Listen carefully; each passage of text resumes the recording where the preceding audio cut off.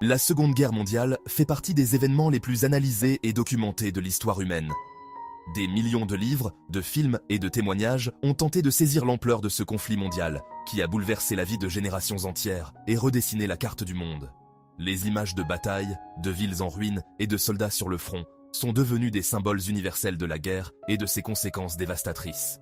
Parmi les horreurs de cette période, la Shoah, ce génocide des Juifs d'Europe, reste gravé dans notre mémoire collective. Les camps de concentration, les ghettos et les trains de la mort sont autant de rappels de la barbarie humaine et de la nécessité de se souvenir pour ne jamais répéter l'histoire. Des millions de Juifs ont péri, victimes d'une haine systématique et organisée.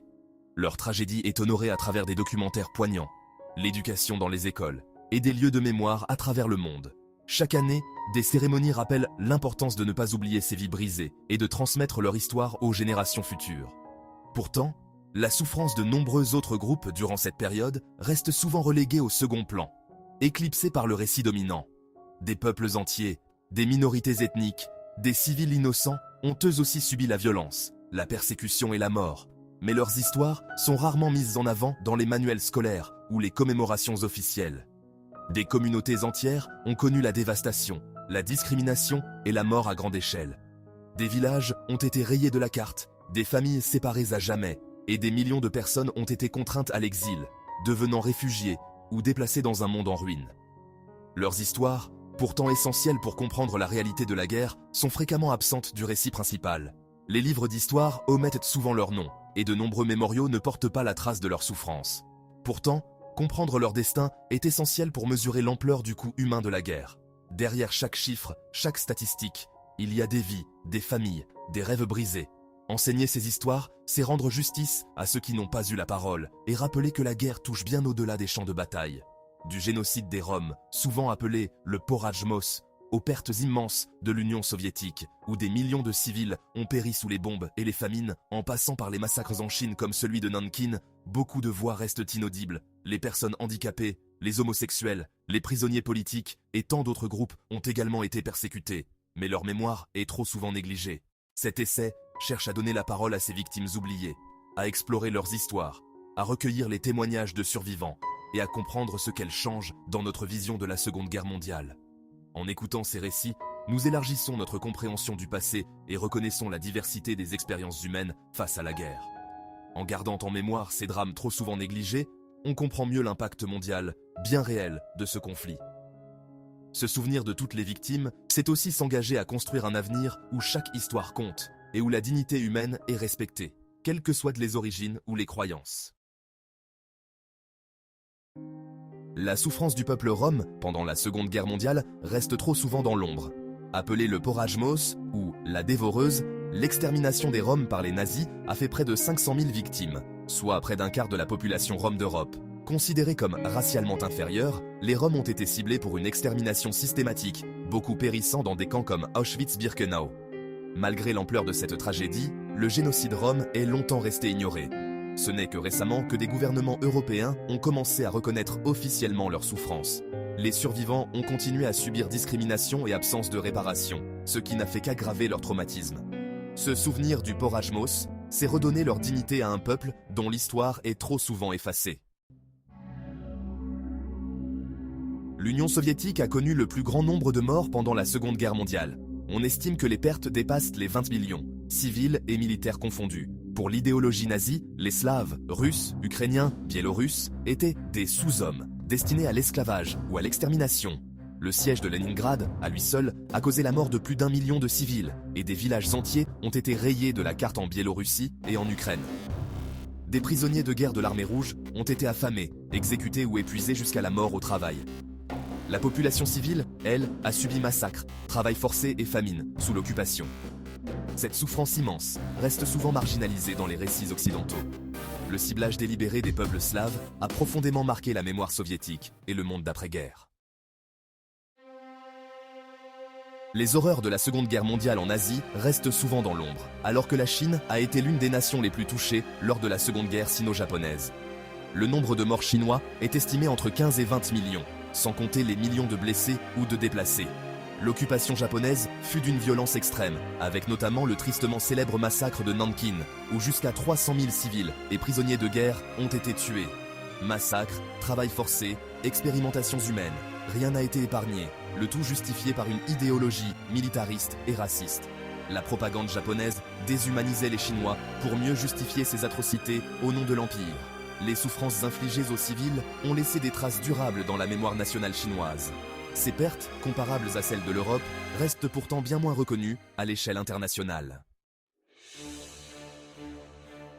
L'attaque de Pearl Harbor est souvent perçue comme une agression soudaine et inattendue, mais en réalité, elle s'inscrit dans un contexte bien plus large de tensions économiques, politiques et géopolitiques qui couvessent depuis des années.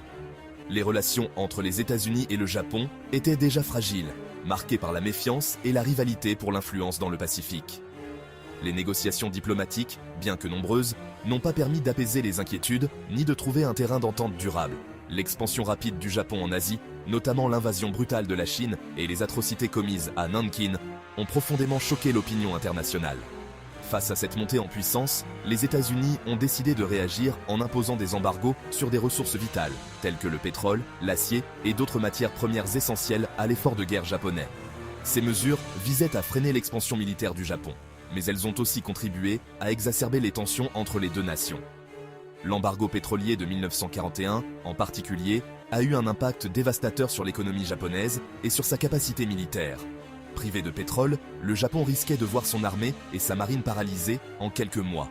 Cette situation a placé les dirigeants japonais devant un choix difficile: céder aux exigences américaines ou chercher à s'emparer par la force des ressources nécessaires à leur survie et à la poursuite de leurs ambitions impériales.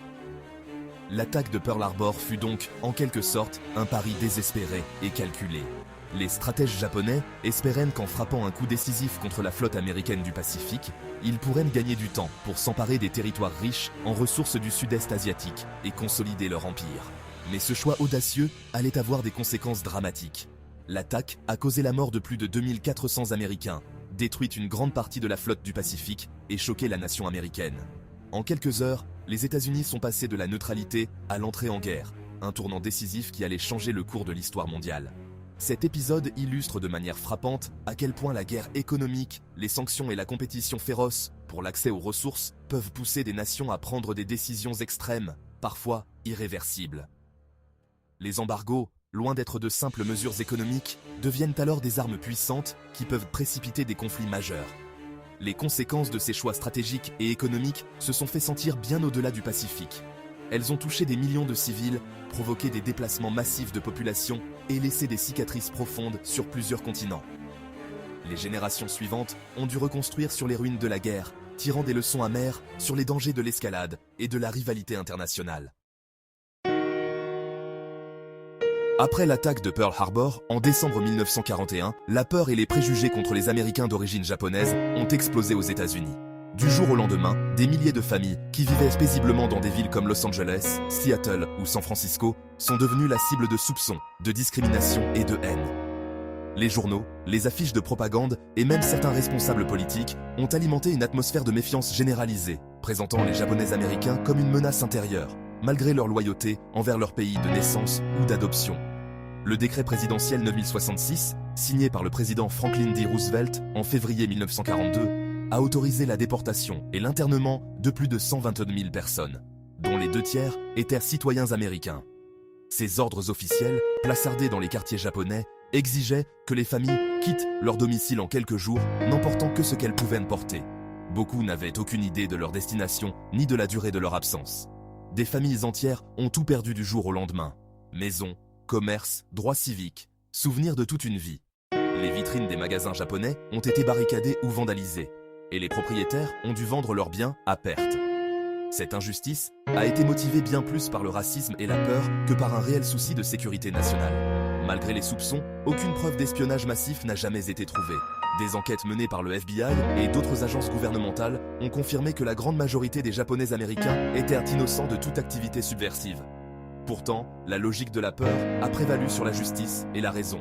Des camps comme Manzanar ou Tule Lake sont devenus des symboles de l'injustice américaine. Derrière les barbelés, dans des baraquements rudimentaires, des familles ont tenté de préserver une vie digne malgré le froid, la promiscuité et la perte de liberté. Les enfants allaient à l'école dans des salles improvisées, tandis que les adultes travaillaient pour quelques centimes. Les conditions étaient dures et les traumatismes psychologiques profonds. marquant à jamais plusieurs générations. Pourtant, beaucoup de jeunes hommes japonais-américains ont choisi de prouver leur loyauté en s'engageant dans l'armée américaine. Le 442e régiment de combat, composé presque exclusivement de Nisei, est devenu l'un des plus décorés de toute l'histoire militaire des États-Unis. Leur courage sur les champs de bataille d'Europe a été salué, même alors que leurs familles restaient enfermées dans les camps. Cet épisode sombre rappelle brutalement que la guerre peut faire vaciller la démocratie et libérer des préjugés enfouis. Les institutions censées protéger les droits fondamentaux ont failli, cédant à la pression de la peur collective. Des décisions prises au nom de la sécurité nationale ont eu des conséquences humaines dévastatrices. Les conséquences de l'internement ont perduré bien après la fin des combats. À leur retour, beaucoup ont retrouvé leurs maisons saccagées, leurs commerces ruinés et ont dû tout reconstruire à partir de rien. Les blessures psychologiques, la perte de confiance envers les institutions et la stigmatisation ont marqué durablement la communauté japonaise-américaine. Aujourd'hui encore, des mémoriaux et des cérémonies rappellent cette période douloureuse. Les survivants et leurs descendants témoignent pour que l'histoire ne se répète pas. L'internement des Japonais-Américains reste un avertissement contre les dérives des politiques dictées par la peur et un appel à défendre sans relâche les droits et la dignité de tous, même en temps de crise. Le rôle de l'Afrique pendant la Seconde Guerre mondiale est trop souvent oublié, alors que le continent a fourni ressources essentielles et vies humaines à l'effort des Alliés. Plus d'1 million d'Africains ont été enrôlés de force ou se sont portés volontaires pour combattre pour les puissances européennes, notamment au sein des fameux tirailleurs sénégalais. Ces soldats ont combattu courageusement sur plusieurs continents, mais ont affronté discrimination, salaires inférieurs et discipline brutale. Beaucoup ne sont jamais rentrés, d'autres sont revenus à la misère et à l'oubli. Des centaines de milliers de porteurs et d'ouvriers africains ont soutenu les armées au prix de grands sacrifices personnels. Malgré tout, la reconnaissance et les compensations pour les anciens combattants africains sont restées très limitées. Leurs contributions ont longtemps été minimisées dans les manuels scolaires et les commémorations. La guerre a bouleversé l'Afrique. Les soldats de retour ont découvert d'autres modes de vie et pris conscience de la fragilité de la domination coloniale. Après avoir combattu pour la liberté et la démocratie, ils ont exigé les mêmes droits chez eux. Le service militaire a créé une solidarité et une conscience politique nouvelle parmi les anciens combattants africains. Des grèves, des protestations et des mutineries ont éclaté, avec des figures comme Félix Houphouët-Boigny ou Modibo Keïta qui émergent alors. La guerre a affaibli les puissances européennes, rendant la répression plus difficile. La charte de l'Atlantique, qui promettait l'autodétermination, a inspiré les mouvements indépendantistes. La Seconde Guerre mondiale a ainsi déclenché une vague de décolonisation en Afrique. Les sacrifices de ces soldats oubliés ont posé les bases de la fin de la domination coloniale. On sous-estime souvent le rôle de l'Amérique du Sud pendant la Seconde Guerre mondiale, alors que le continent a été une source vitale de matières premières pour les Alliés.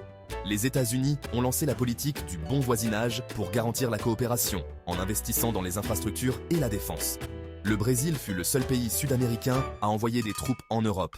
La force expéditionnaire brésilienne a combattu en Italie et s'est illustrée au front. Malgré le racisme et le scepticisme de certains,